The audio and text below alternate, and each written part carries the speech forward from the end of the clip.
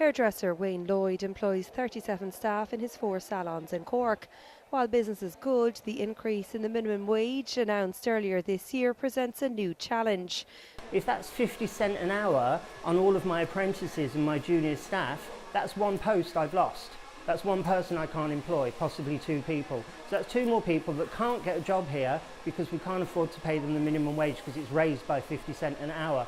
If the government will check it off in our PRSI and do some kind of deal with it to help us get people off the dole and not penalise the small businesses. Sole traders with an appetite for growth will have a watchful eye on next week's announcement, including Orla O'Brien, who calls herself a design enterpriser.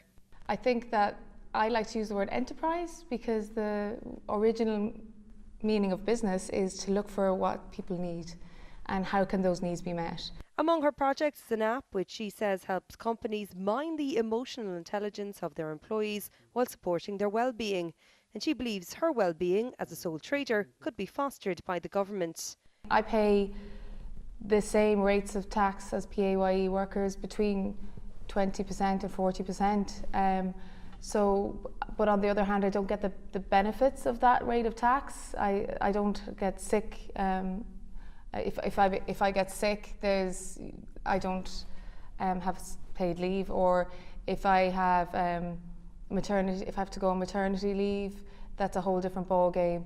Social Protection Minister Leo Varadkar insists that bridging the gap between the self-employed and PAYE workers is one of his priorities.